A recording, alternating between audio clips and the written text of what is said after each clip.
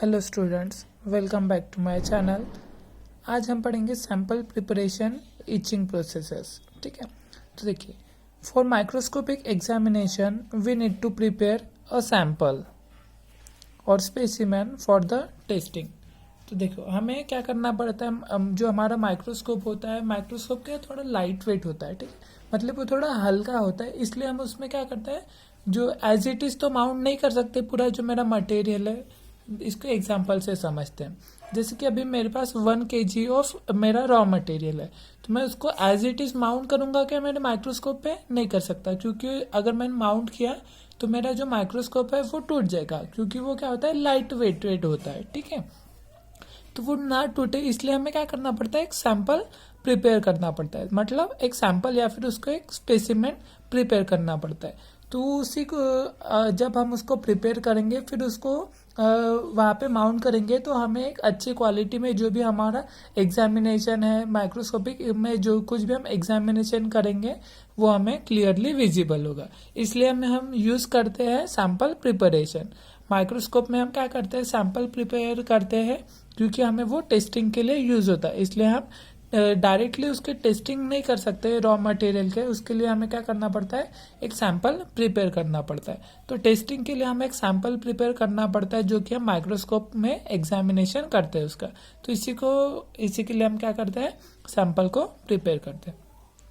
तो basically sample को prepare करने के लिए यहाँ पे 5 स्टेप्स दिया गया है। उसमें पहला है कटिंग और sectioning, second one is mounting, third is grinding, fourth is polishing and last is etching.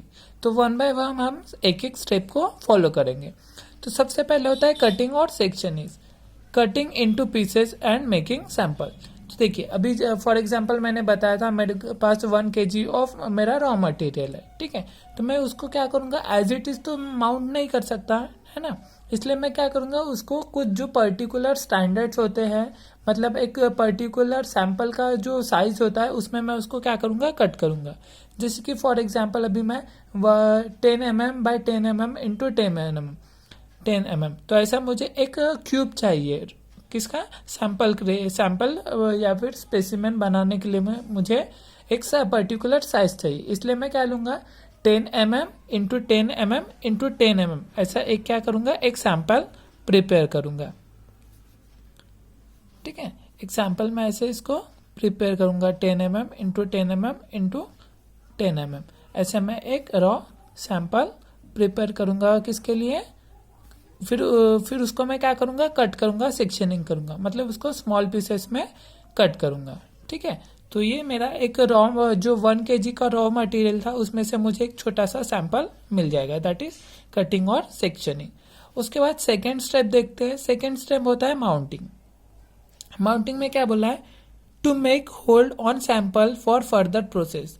तो माउंटिंग किसके लिए यूज होता है, माउंटिंग इन द सेंस, इसमें क्या करते हैं हम लोग, देखिए अभी हमें क्या करना है, various processes 1 by 1 steps follow करना है। इसलिए हमें क्या करना है, फर्दर प्रोसेसेस करना है हमारे सैंपल के लिए।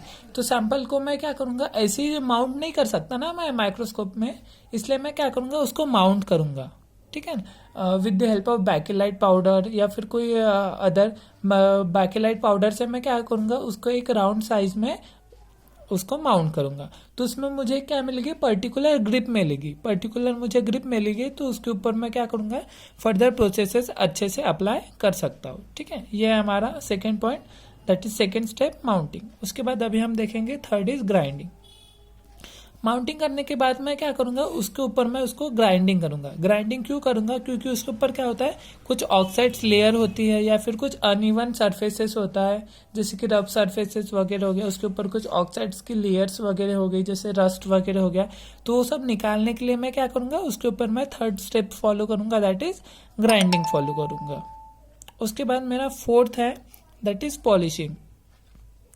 तो पॉलिशिंग मेरा फोर्थ स्टेप है। इसमें क्या करूँगा, मेरा जो सरफेस है उसके ऊपर मैं फिनिशिंग प्रोसेस करूँगा, उसका जो सरफेस है उसको फ्लैट करूँगा और स्क्रैच फ्री करूँगा।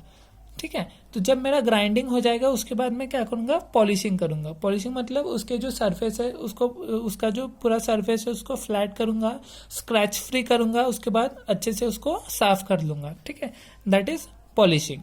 उसके बाद लास्ट प्रोसेस आता है, दैट इज फिफ्थ स्टेप होता है इचिंग। तो इचिंग में क्या करते हैं हम, टू रिवील स्ट्रक्चरल कैरेक्टरिस्टिक्स। इसके कुछ कैरेक्टरिस्टिक्स को हमें क्या करना पड़ता है, अच्छे से खुल के दिखने के लिए हम क्या करते हैं, जैसे कि अभी देखो, अभी हम क्या चेक करने वाले हैं, सैंपल प्रिपेयर करके उसका माइक्रो स्ट्रक्चर चेक करने वाले हैं, ठीक है, किसी भी मटेरियल का जिसका हमने सैंपल लिया है। तो इसके लिए हम क्या करेंगे, इसको कुछ जो हमारे मटेरियल, जो हमारे इचेंट है, उसमें मैं क्या करूँगा, इसको डिसॉल्व करूँगा और कुछ देर तक उसको होल्ड करके रखूँगा। उसके बाद फिर मैं क्या करूँगा, वो जो मेरा सैंपल है वो रेडी हो जाएगा फॉर माइक्रोस्कोपिक एग्जामिनेशन। तो वो फिर मुझे क्या देगा, काफ़ी विजिबल ऐसे माइक्रो स्ट्रक्चर हमें शो करेगा, दैट इज जो स्ट्रक्चरल कैरेक्टरिस्टिक्स है, स्ट्रक्चरल प्रॉपर्टीज है हमारे मटेरियल की, वो मुझे क्या करेगा, रिवील कर देगा। तो ये थी मेरी 5 स्टेप, दैट इज कटिंग। सबसे पहले मैं मेरा जो रॉ मटेरियल है उसको मैं कट करूंगा, उसके बाद फिर उसको माउंट करूंगा, उसको एक स्ट्रॉन्ग ग्रिप मिलने के लिए, होल्ड करने के लिए मैं उसको माउंटिंग करूंगा। जब मेरा मुझे ग्रिप मिल जाएगा उसके ऊपर मैं क्या करूंगा, उसको ग्राइंडिंग करूंगा। ग्राइंडिंग से मैं उसके ऊपर जैसे कि रस्ट वगैरह लग गया है, जंग वगैरह लग जाए, उसका ऊपर कुछ रफ सरफेसेस वगैरह हो गया, उसको सबको मैं रिमूव करूंगा। उसके बाद पॉलिशिंग में मैं उसके ऊपर फाइनल पॉलिशिंग दूंगा।